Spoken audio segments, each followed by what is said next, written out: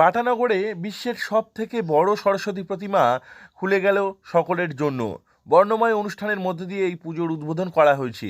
এই সরস্বতী প্রতিমা বিশ্বের সবথেকে বড় সরস্বতী প্রতিমা বলে দাবি করেছেন উদ্যোক্তারা।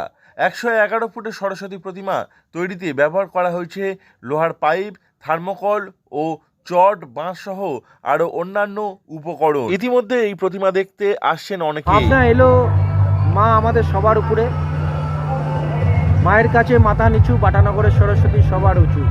আমরা মাকে চেয়েছিলাম যে মাকে আমরা উচ্চতরভাবে দেখব, মাকে আমরা তার জন্য 111 ফুট নির্মাণ করেছি। আমাদের অক্লান্ত পরিশ্রমে, সবার অক্লান্ত পরিশ্রমে আমরা মাকে মাকে বসিয়েছি, মাকে আমাদের মনের মধ্যে বসিয়েছি এবং মা জানি সবাইকে ভালো রাখে, এটাই মার কাছে আশা করি।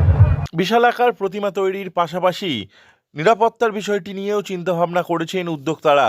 প্রাকৃতিক বিপর্যয় হলেও এই 10 তলা সমান উঁচু সরস্বতী প্রতিমা যাতে পড়ে না যায় তার জন্য সব রকম ব্যবস্থা নেওয়া হয়েছে। প্রতিমার মূল কাঠামোকে চারপাশ থেকে ঘিরে 10 তলা সমান উঁচু বাঁশ দিয়ে ব্যারিকেড করা হয়েছে। তার ভিতরে থাকছে লোহার পাইপ দিয়ে তৈরি কাঠামো।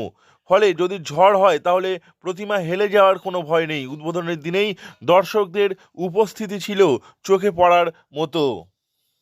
আপনাদের এই যে 111 ফুটের যে সরস্বতী পূজার যে প্রতিমা তৈরি হয়েছে, এ সম্বন্ধে কী বলবেন? দেখুন, 111 ফুট তো আমরা ফার্স্টে ভাবতে পারিনি। ফার্স্টে আমরা আগে দুটো ক্লাব ছোট ছোট করে পুজো করতাম, কিন্তু আমাদের 34 নম্বর ওয়ার্ডের কাউন্সিলর শ্রী গোপাল শাহ মহাশয়, আমাদের অভিভাবক বলতে পারেন, উনি আমাদেরকে ভাবালো যে একসঙ্গে দুটো ক্লাবকে জয়েন করিয়ে পুজোটা করার জন্য চিন্তায় আনলাম যে সবচেয়ে বড় সরস্বতী করা, কারণ সবচেয়ে বড় দুর্গাও তো হয়েছে, এবার সবচেয়ে বড় সরস্বতী করা হোক। ভিড় প্রচুর বাড়তে পারে বলে অনুমান উদ্যোক্তাদের। ফলে ভিড় নিয়ন্ত্রণে একাধিক ব্যবস্থা গ্রহণ করা হয়েছে।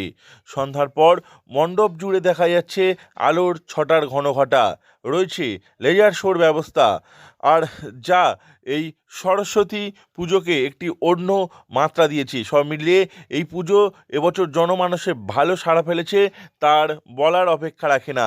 দুর্গাপুজোর পর সরস্বতী পুজোতেও উচ্চতার প্রতিযোগিতা মন কেড়েছে সকলের। এই পুজো দেখতে ঘুরে আসুন বাটানগরে।